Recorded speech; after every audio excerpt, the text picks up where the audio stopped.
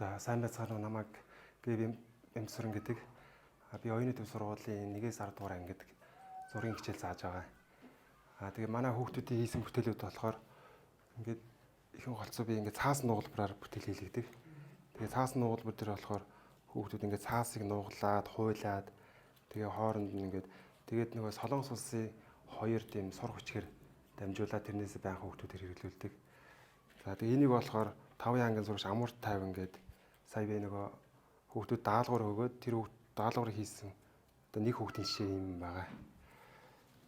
За тэгээд жишээ нь одоо энийг ийм би өөрөө ингээд хавчаар авчираад энэ хавчаарыг болохоор хүүхдүүд өөрсдөө бас гэрээсээ юм чимэглэл авчираад тэгээд энэ даавууг болохоор ингээ ороогоод цэцэг болгоод тэгээд дээрээс нь ингээ чимэглээд тэгээд дандаа ийм чимэглэлийн ямиг өөрсдөө нөгөө сэтгэж зохиож хийдэг. Тэрүүгээр онцлог байгаа манай хүүхдүүд. Тэгээд одоо жишээ нэг юм юу байл энэ болохоор ил загтал гэдэг. Энэ ил загтлыг болохоор ингээ хүүхдүүд бас өөрсдийнхөө тэр авчирсан чимэглэлүүдээ ингээ ашиглаад ингээд хийж байгаа. За тэгээд бас уран зураг дээр болохоор бид 1-ээс 10 дугаар ангийн хүүхдүүд бүгдээрээ зураг зурдаг. Энэ болохоор одоо хуулбар зураг байгаа. Тэгээ энэ хуулбар зураг болохоор энэ болохоор акриликаар зурсан зураг байгаа. Нэг бол манай сургуулийн бас дугуйлын хамрагдаг хүүхдүүд бас илүү үнзээрөө судалдаг байгаа гэдэг хэлж байна. Тийм. Тэгээд цаас нугалбар тэгээд уран зураг энэ бүх бүтээлүүдийг болохоор дуугалан сурж байгаа хүүхдүүд илүү гүнзгийрүүлж өөрсдөө одоо бос хүүхдүүдээс арай илүү гүнзгийрүүлээд тийм илүү чадвартай болж байгаа. За жишээ нь энэ бүтээл болохоор 10 ангийн сурагч Ариун гэрлийн юм шүлжмэл энэ болохоор ингээд толгоон чимэглэл гоё л байгаа. Энийг болохоор өөрөө бие даагаад хийсэн. Тэгээ энийг яагаад хийсэн гэхээр нөгөө RSC Таиланд руу явах тэр уралдаанд бие дааж ингэж оролцож байгаа бүтээл байна. За ингээд цаас нугалбарыг болохоор хүүхдүүд ингээ өөрсдөө одоо YouTube-ээс хараад хийж байгаа. Гэхдээ өөрсдөө нэг арай жоохон өөрчлөөд өөрийн болгож хийж байгаа. Тэрнээс яг хуулахгүйгээр.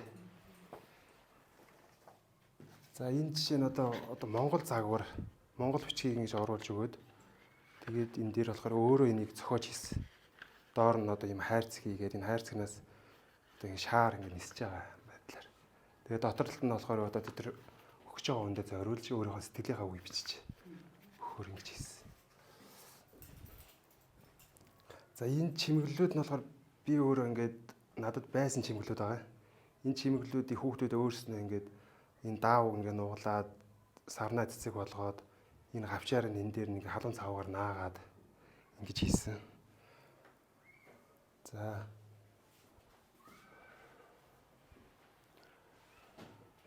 Тэгээ та нөгөө бас одоо ингээд хичээлийн хэмжээтэй бид нар ингээд дугуйлангаараа бас ингэж чадваржих сонирхолтой төлөвлөгөөтэй байгаа тий. Тэгээ энэ хичээлийн хэмжээнд хамтарч ажилласан сурагчдаа маш их баярлалаа гэж хэлээл өндөрлөж байгаа юм.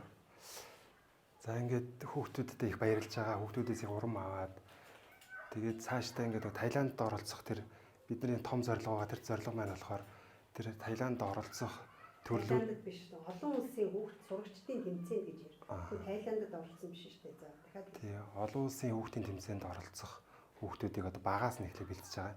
Тэгээд дунд ангийн хүүхдүүд ондож орж ирээд байгаа. За энэ за одоо тэнгууд за дахиад ихсэн заяа. За тэгээ энэ хичээлийн жил ингээд манай уралдантай тий надтай хамтарч ажилласан оюуны төвийнхөө нийт сурагчтай баярлалаа.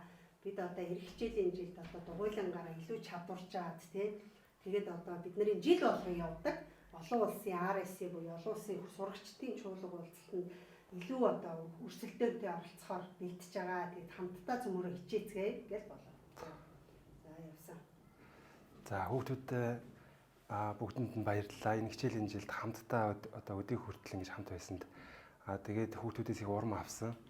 Тэгээд цаашдаа бүгдээрээ энэ олон улсын тэр чуулга уулзалтанд хамтдаа хичээцгээж ажиллая.